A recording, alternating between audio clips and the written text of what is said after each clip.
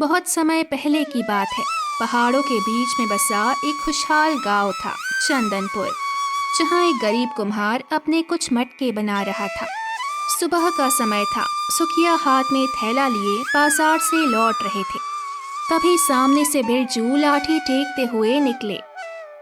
अरे भाई सुखिया, आज बड़े रे सवेरे सवेरे झोला भरकर क्या ले जा रहे हो? आज तो थैला काफी भारी लग रहा है। कोई खजाना तो हाथ नहीं लग गया? बताओ बताओ भाई। अरे कहाँ का खजाना बिरजू भाई, बस ये कुछ ताजी लौकी और कद्दू लेकर जा रहा हूँ। क्या बताऊँ, घर में बीवी कल रात से ही बहुत भड़क रही थी। कह रही थी कि रोज़ रोज़ दाल खिलाकर मेरा और बच्चों का बुरा हाल कर दिया है। आज अगर सब्जी नहीं आई तो रसोई में चूल्हा नहीं जलेगा।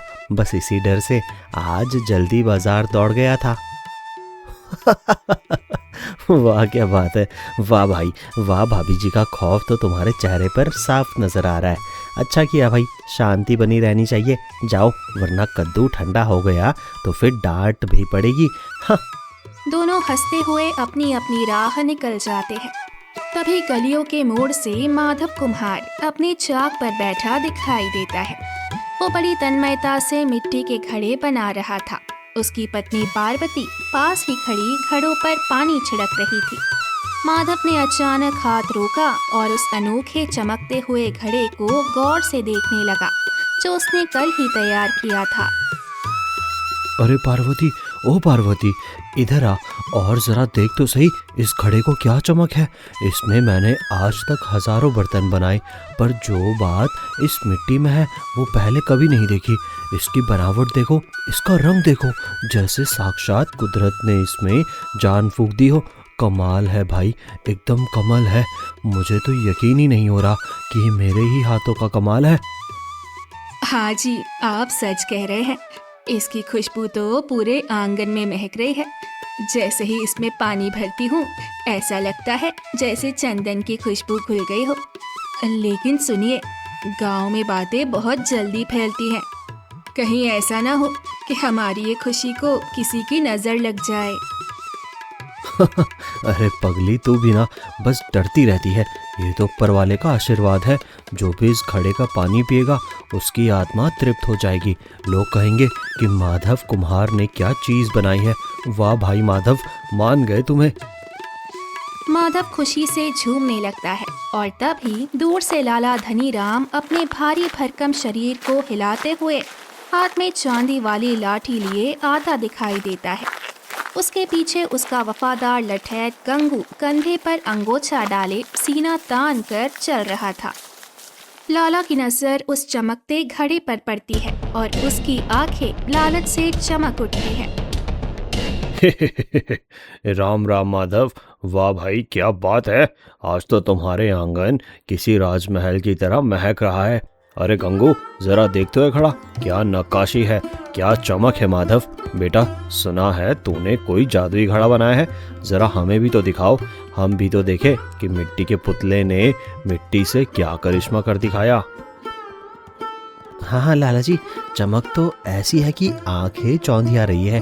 माधव, तू तो बड़ा कलाकार निकला रे, पर ऐसी चीजें गरीब के घर में शोभा नहीं देती, क्यों लाला जी? राम राम लाला जी, आइए पधारिए। ये तो बस महादेव की कृपा है। बस एक छोटी सी कोशिश की थी कि गांव वालों को इस तपती गर्मी में शीतल जल मिल सके।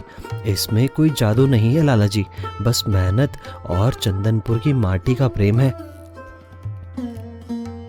मेहनत और प्रेम? माधव, तू अभी बच्चा है, प्रेम से पेट नहीं भरता बेटा।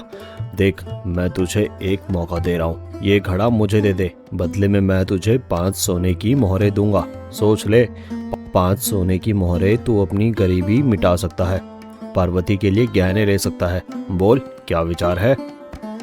क्षमा करे लाला जी, पर यह घड़ा बिकाऊ नहीं है। मैंने इसे बेचने के लिए नहीं बनाया। मैंने तय किया है कि इसे गांव के चौक पर रखूंगा, ताकि हर प्यासा मुसाफिर और गांव का भाई बहन यहाँ से शीतल जल पी सके। 5 मोहरे तो क्या, आप पूरा खजाना भी दे दे तो भी मैं घड़ा नहीं बेचूंगा। ये मेरी कला है, मेरा सम्मान है। क्या मुझे मना कर रहा है तू? एक मामूली कुम्हार की इतनी हिम्मत कि लाला धनीराम के मुंह पर जवाब दे। याद रख माधव, ईंट का जवाब पत्थर से देना मुझे बखूबी आता है। अगर प्यार से नहीं माना तो छीनना भी जानता हूँ। गंगू चल यहाँ से, इसे अपनी कला का घमंड चढ़ गया है। जल्दी ही इसकी घमंड मिट्टी में मिला दूंगा, देख लेना तुम। लाला धनीराम गुस्से में बड़बड़ाते हुए वहां से चला जाता है। माधव उसे जाते हुए देखता रहता है। तभी पीछे से उसका दोस्त रामू आता है, जो खेत से लौट रहा था। वाह माधव भाई, मैंने सब सुन लिया। तूने लाला से पंगा लेकर ठीक नहीं किया। वो बहुत जहरीला आदमी है, उसके पीछे सरकार है, पैसा है और ये गंगू जैसे गुंडे भी। तू अपनी जान जोखिम में डाल रहा है। वो तुझे बर्बाद कर देगा माधव, वो तुझे कहीं का नहीं छोड़ेगा। मेरा तो कलेजा काँप रहा है ये सोचकर। रामू मेरे दोस्त, तू क्यों रोने जैसी सूरत बना रहा है? डर मत भाई, जो सच के रास्ते पर चलता है ईश्वर उसकी मदद करता है। लाला का पैसा उसकी तिजोरी तक है, पर मेरी मिट्टी, ये मिट्टी और मेरी ये कला मेरे खून में है। तू बस साथ दे, फिर देख लेंगे जो होगा। कमल है भाई, तू तो ऐसे डर रहा है जैसे शेर के सामने बकरी खड़ी हो। मुस्कुरा दे अब। रामू बेमन से मुस्कुराता है और दोनों माधव के घर के अंदर चले जाते हैं। अगले दिन सुबह का वक्त था।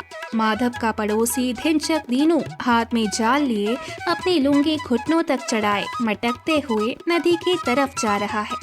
वो अपनी ही धुन में एक मजेदार फिल्मी गाना गुनगुना रहा है। मछली जल की रानी है, पर कढ़ाई में तो आनी है। मसाला लगा के तेलूंगा, फिर पेट की आग बुझानी है। अरे वाह, क्या सुर लगाए दीनू बेटे। आज तो नदी की सारी मछलियाँ खुद चलकर जाल में फंस जाएंगी। दीनू नदी के किनारे पहुंचकर जाल फेंकता है। थोड़ी देर बाद वो जाल खींचता है, जिसमें ढेर सारी बड़ी बड़ी मछलियाँ तड़प रही थी। वो उन्हें अपनी टोकरी में भरता है और टोकरी सिर पर रखकर वापस गांव की ओर चल पड़ता है। तभी उसे रास्ते में रामू मिलता है, जो बहुत उदास दिख रहा है। अरे भाई रामू, ये चेहरा इतना लटका हुआ क्यों है, जैसे पूरे गांव का गम तेरे ही कंधों पर आ गया हो। मेरी टोकरी की तरफ देखो, क्या ताज़ा माल फंसाया है। वाह भाई वाह, आज तो घर में मछली फ्राई होगी और खुशबू से पड़ोसी जल भुन जाएंगे। क्या बात है भाई, क्या बात है। तू भी थोड़ा मुस्कुरा ले यार। अरे दीनू भाई, तुझे मछली की पड़ी है और यह माधव की जान पर बनाई है। लाला धनीराम ने उसे बर्बाद करने की कसम खा ली है। मुझे डर है कि कहीं माधव की हट उसे ले ना डूबे। लाला के आदमी हर तरफ नजर रखे हुए हैं। मेरा तो मन ऐसा बैठा जा रहा है जैसे कोई अनहोनी होने वाली है। धत तेरे की, वो सुअर जैसा लाला। अरे भाई, माधव शेर का बच्चा है, मिट्टी से सोना बनाना जानता है तो दुश्मन को धूल चटाना भी जानता होगा। तू चिंता मत कर भाई, जा और माधव का साथ दे। मैं भी ये मछलियाँ घर पहुँचा कर आता हूँ, फिर देखते हैं लाला की लाठी में कितना दम है। चल भाई, जय हो। दीनू हंसते हुए आगे निकल जाता है। रामू दौड़ता हुआ माधव के घर पहुँचता है, जहाँ माधव अपनी पत्नी पार्वती के साथ उस अनोखे घड़े को सहला रहा था। पार्वती की आंखों में आंसू थे। मैं बहुत डरी हुई हूँ। कल रात से मुझे बुरे बुरे सपने आ रहे हैं। लाला के आदमी हमारे घर के चक्कर काट रहे हैं। क्यों ना हम ये घड़ा उन्हें दे दे, कम से कम हम चैन की नींद तो सो पाएंगे। मुझे डर है कि वो आपको कुछ कर ना दे। मैं आपके बिना जी नहीं पाऊंगी स्वामी, मैं मर जाऊंगी। अरे पगली, रोती क्यों है? देख, ये घड़ा सिर्फ मिट्टी नहीं है, ये मेरी रूह है, मेरा स्वाभिमान है। अगर आज मैं डर के मारे झुक गया तो कल ये लाला पूरे गांव की इज्जत नीलाम कर देगा। कमाल है भाई, तू तो ऐसे डर रही है जैसे मैंने कोई गुनाह किया हो। ये माधव भाग यहाँ से। लाला ने मुखिया जी के कान भर दिए हैं। उसने पंचायत बुलाई है और तुम पर चोरी का झूठा इल्जाम लगाने की योजना बनाई है। गंगू और उसके लठैत रास्ते में ही है। वो आ रहे हैं माधव, वो तुझे घसीटते हुए पंचायत में ले जाएंगे। भाग जा भाई, अभी मौका है। भागूंगा मैं? अरे रामू भाई, चोर भागते हैं कलाकार नहीं। अगर लाला ने पंचायत बुलाई है तो माधव भी वहीं जाएगा। मैं देखना चाहता हूँ कि लाला की झूठ की दीवार कितनी ऊंची है। आज तो फैसला होकर रहेगा। रामू तू घबरा मत, बस मेरा साथ दे। पार्वती तू घर के अंदर जा और किवाड़ बंद कर दे। नहीं, मैं भी साथ चलूंगी। अगर आपको कुछ हुआ तो मैं भी वही अपनी जान दे दूंगी। ये लाला कसाई है, इसे किसी पर रहम नहीं आता। हे भगवान, हमारे जैसे गरीबों की रक्षा करना। अरे बस बिकर कितना रोएगी। देख, आज गांव वाले भी हमारे साथ होंगे। सच्चाई छुप नहीं सकती। रामू चल भाई, आज मुखिया जी के सामने दूध का दूध और पानी का पानी कर ही देते हैं। लाला को लगता है कि वो गांव का राजा है, पर आज उसे पता चलेगा कि असली राजा तो वो है जिसे जनता प्यार करती है। चलो। चंदनपुर के पुराने बरगद के पेड़ के नीचे पंचायत बैठ चुकी थी। गांव के लोग गुपचुप बातें कर रहे थे। एक तरफ मुखिया गजेंद्र सिंह गंभीर मुद्रा में बैठे थे और उनके बगल में लाला धनीराम अपनी मूंछों पर ताव देते हुए विजय की मुस्कान लिए बैठा था। तभी माधव, रामू और पार्वती वहां पहुंचते हैं। आओ आओ माधव बेटा, हम तो तुम्हारा इंतजार कर रहे थे। मुखिया जी देखिए इस गुस्ताख को, चोरी भी की और सीना चोरी भी। देखो चेहरे पर जरा भी शिकन नहीं। वाह भाई वाह, क्या बात है। आज तो कलयुग अपनी चरम सीमा पर है। एक मामूली कुम्हार अब साहूकार को आंखें दिखा रहा है। हाँ लाला जी, इसने तो हद ही कर दी है। मुखिया जी, इसने लाला जी की पुश्तैनी मोहरें चुराई है और उन्हें उसी चमकीले घड़े की मिट्टी में छुपा दिया है। ये घड़ा कोई कलाकारी नहीं, बल्कि लाला जी की दौलत छुपाने की तिजोरी है। मार मार के इसकी खाल उधेड़ देनी चाहिए। बस बहुत हो गया गंगू, अपनी ये गंदी जबान संभाल कर बात कर। मुखिया जी, मैं गरीब कुम्हार जरूर हूँ पर चोर नहीं। ये लाला झूठ का पुलिंदा बांध रहा है क्योंकि मैंने इसे अपना बनाया हुआ घड़ा बेचने से इनकार कर दिया। ये मेरी कला पर कीचड़ उछाल रहा है ताकि गांव वाले मुझसे नफरत करने लगे। छी, क्या घटिया सोच है तुम्हारी लाला। शांति शांति, पंचायत में शोर शराबा बर्दाश्त नहीं किया जाएगा। माधव, लाला ने तुम पर बहुत बड़ा आरोप लगाया है। उनका कहना है कि जो मिट्टी तुम इस्तेमाल कर रहे हो वो उनकी निजी जमीन से चुराई गई है और उसमें उनकी मोहरें गायब है। क्या तुम्हारे पास अपनी बेगुनाही का कोई सबूत है? दुहाई है मुखिया जी, मेरे सुहाग को झूठे इल्जाम में मत फंसाइए। हम भूखे मर जाएंगे पर किसी की एक पाई तक नहीं छुएंगे। ये लाला जी हमारे घर आए थे और सोने की मोहरों का लालच दिया था। जब मेरे पति ने मना कर दिया तो ये हमें बर्बाद करने की धमकी देकर गए थे। क्या गरीब होना ही सबसे बड़ा अपराध है मुखिया जी? हाय, ये कैसा इंसाफ है। चुप कर औरत। मुखिया जी, ये सब मगरमच्छ के आंसू है। औरतों का काम ही यही है रोना धोना। शुरू कर दो और गुनाह छुपा लो। मैं कहता हूँ अभी इसी वक्त माधव के घर की तलाशी ली जाए और उस घड़े को यहाँ मंगाया जाए। दूध का दूध और पानी का पानी हो जाएगा। तभी भीड़ में से काका शिवराम लाठी टेकते हुए आगे आते हैं। उनकी सफेद दाढ़ी और चमकती आंखें अनुभव की कहानी कह रही थी।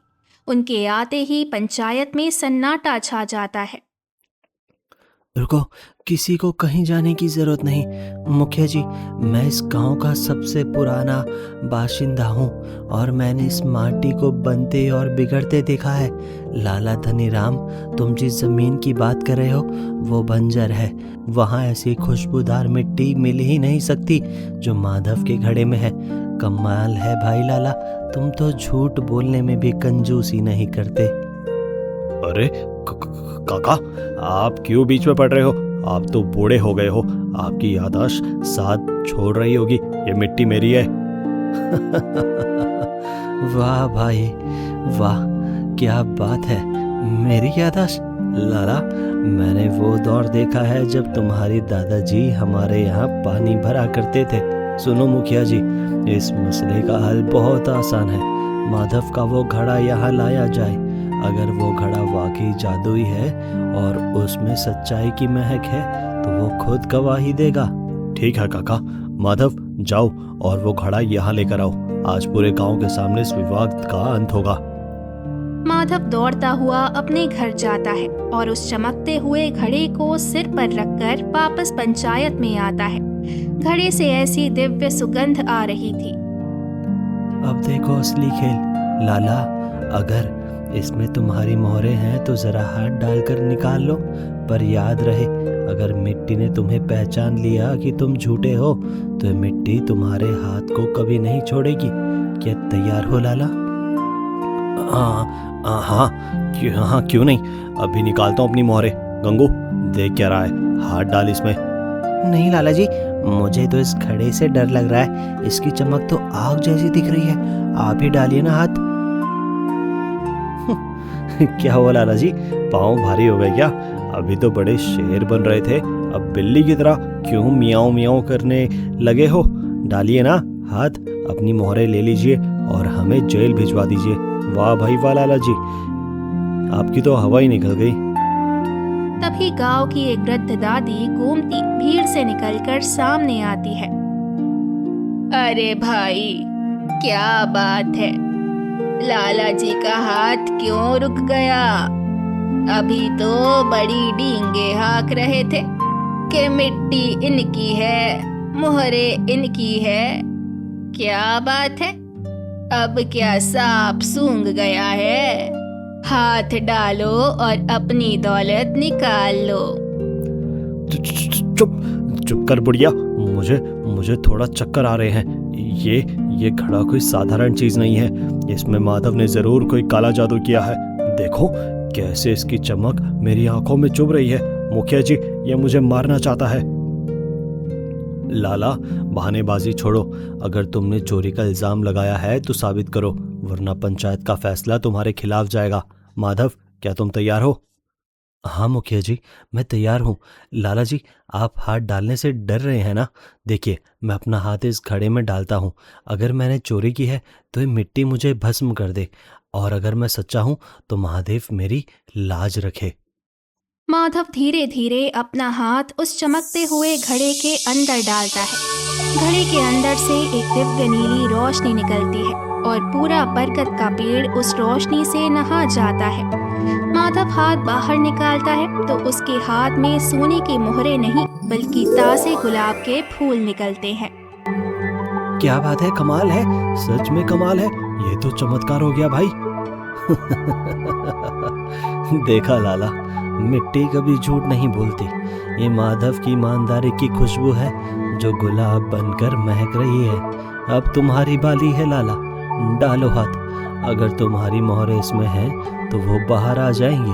क्या हुआ, अब क्यों रोने जैसी सूरत बना रही है? माफ कर दो, मुझे माफ कर दो मुखिया जी, लाला ने मुझसे झूठ बुलवाया था, कोई मोहरें चोरी नहीं हुई है। लाला तो बस माधव का एक घड़ा हड़पना चाहता था ताकि शहर में इसे बेचकर कोठियाँ खड़ी कर सके। मैं तो बस इनका नौकर था, इन्होंने मुझे डराया धमकाया था। हाय, मैं तो बर्बाद हो गया। चुप कर कामचोर इंसान, मुखिया जी ये सब झूठ बोल रहे हैं। मैं तो बस मजाक कर रहा था। हाँ मजाक, थोड़ा सा हंसी मजाक भी नहीं कर सकता क्या अपने गांव वालों के साथ? देखिए मजाक। लाला, तुमने एक शरीफ कलाकार की इज्जत नीलाम करने की कोशिश की, उसकी पत्नी को रुलाया, और इसे तुम मजाक कहते हो? शर्म आनी चाहिए तुम्हें, इस उम्र में इतना लालच, धिक्कार है तुम पर। लाला जी, आपने तो हमारा घर उजाड़ने की ठान ली थी। अगर आज ये घड़ा गवाही ना देता तो हम तो कहीं के ना रहते। पैसे के घमंड में आप इतने अंधे हो गए कि आपको किसी की आह भी सुनाई नहीं दी। वाह रे लाला, क्या खूब मजाक किया आपने। तभी अचानक लाला धनीराम पागलों की तरह हंसने लगता है। उसकी आंखों में एक अजीब सी चमक आ जाती है। वो झपट्टा मारकर माधव के हाथ से वो घड़ा छीनने की कोशिश करता है। ये घड़ा मेरा है, अगर अंदर गुलाब नहीं सोना है मैं जानता हूँ। तुम सब मिलकर मुझे बेवकूफ़ बना रहे हो। मैं इस घड़े को लेकर आऊँगा, मैं इस घड़े को लेकर जाऊँगा और इसे तोड़कर सारा सोना निकाल लूँगा। अरे पागल हो गए हो क्या लाला, छोड़ो इसे, ये महादेव की अमानत है, इसे हाथ मत लगाओ वरना अनर्थ हो जाएगा। लाला धनीराम और रामू के बीच खींचातान शुरू हो जाती है। लाला पूरी ताकत से घड़े को खींचता है और अचानक घड़ा उसके हाथ से छूटकर पत्थर की एक बड़ी चट्टान पर गिरता है। नहीं, मेरा घड़ा, मेरी मेहनत। घड़ा टूटते ही उसमें से कोई सोना या फूल नहीं निकलता, बल्कि एक काला धुआं निकलता है जो सीधा लाला धनीराम की आंखों में समा जाता है। लाला जमीन पर गिरकर तड़पने लगता है। मेरी आंखें, मुझे कुछ दिखाई नहीं दे रहा। बचाओ मुझे गंगू, मुखिया जी, कोई तो बचाओ, मुझे माफ कर दो, मैं अंधा हो गया हूँ। मेरी आंखों में आग लग गई है। जो दूसरों के घर में अंधेरा करना चाहता है लाला, कुदरत उसकी आंखों की रोशनी छीन लेती है। ये माधव का श्राप नहीं, ये मिट्टी का न्याय है। अब भुगतो अपने कर्मों का फल। ये क्या अनर्थ हो गया? मेरी बरसों की तपस्या, मेरा अनमोल सपना सब मिट्टी में मिल गया। लाला, तुमने सिर्फ एक घड़ा नहीं तोड़ा, तुमने कलाकार का कलेजा चीर दिया है। क्या बिगाड़ा था मैंने तुम्हारा? बस यही ना कि मैं अपनी मेहनत को बेचना नहीं चाहता था। स्वामी, धीरज धरिए। जो माटी का था वो माटी में मिल गया, पर देखिए, इस टूटी हुई माटी से भी वही चंदन की खुशबू आ रही है। लाला का अहंकार टूट गया, पर आपका सम्मान आज भी महक रहा है। उठिए स्वामी, इस पापी के लिए अपने आंसू मत बहाइए। तुम्हारी सच्चाई ने आज कुदरत को भी हिला दिया। मुझे माफ कर दो माधव, मुझे बचा लो। मेरी आंखों में जैसे हजारों बिच्छू डंक मार रहे हैं। मुखिया जी, काका, मुझे दिखाई नहीं दे रहा, मैं अंधा हो गया हूँ। हाय, मेरा सारा पैसा, मेरी सारी मोहरें ले लो, पर मुझे रोशनी वापस दिला दो। मैं वादा करता हूँ, मैं सारा कर्ज माफ कर दूंगा। बस ये जलन शांत कर दो। अब रोशनी मांग रहे हो लाला? जब दूसरों की जिंदगी में अंधेरा कर रहे थे तब कहाँ था पछतावा? अब पैसा काम नहीं आ रहा, अब मोहरें नहीं चमक रही। माधव का घर उजड़ने चले थे, आज खुद की दुनिया काली हो गई। ये तुम्हारे ही पापों का धुआं है लाला, इसे तो अब तुम्हें ही झेलना होगा। न्याय हो चुका है लाला, तूने माटी का अपमान किया है और इसी माटी ने तुझे तेरी औकात दिखा दी। मुखिया जी, अब फैसला आपके हाथ में है। इस पापी का क्या किया जाए जिसने पंचायत को गुमराह किया और एक मासूम परिवार पर जुल्म ढाया? लाला धनीराम, तुमने जो किया है उसकी माफी नहीं। और आज इसी वक्त से तुम्हारा सारा धन और अनाज गांव के गोदाम में जमा किया जाएगा ताकि कोई गरीब भूखा ना सोए। और गंगू, तूने इसका साथ दिया, इसीलिए तुझे गांव से निकाल दिया जाता है। लाला, अब तो अपनी इस अंधेरी दुनिया में अपने पापों को याद कर, यही तेरा दंड है। नहीं मुखिया जी, मुझे गांव से मत निकालिए। मैं कहाँ जाऊंगा? मैं तो बस लाला के हुक्म मानता था। हाय, मेरी मति मारी गई थी। मुझे माफ कर दो माधव भाई, मुझे माफ कर दो। गंगू को गांव के बाहर खदेड़ दिया जाता है और लाला को उसके घर के एक कोने में छोड़ दिया जाता है। तभी आसमान से हो रही हल्की बारिश की बूंदें माधव के उन टूटे हुए घड़े के टुकड़ों पर पड़ती है। एक चमत्कार होता है, उन टुकड़ों से छोटे छोटे पौधे फूटने लगते हैं। माधव, देख भाई, कलाकार कभी नहीं मरता और ना ही उसकी कला मरती है। ये देख, तेरी मेहनत ने नया रूप ले लिया है। ये माटी अब गांव के हर आंगन में खुशबू फैलाएगी। तूने तो कमाल कर दिया, टूटी हुई मिट्टी से भी जिंदगी पैदा कर दी। सच, ये तो चमत्कार है। मुखिया जी, काका, देखिए, अब मैं फिर से नए घड़े बनाऊंगा, पर अब वो घड़े सिर्फ पानी ठंडा नहीं करेंगे, वो लोगों के दिलों की कड़वाहट को भी ठंडा करेंगे। कमाल है भाई, महादेव ने आज मेरी लाज रख ली। हाँ स्वामी, आज से ये गांव आपके नाम से जाना जाएगा। आपकी ईमानदारी की मिसाल सदियों तक दी जाएगी। चलिए घर चलिए, चाक आपका इंतजार कर रहा है। पूरा गांव माधव कुम्हार की जय के नारों से गूंज उठता है।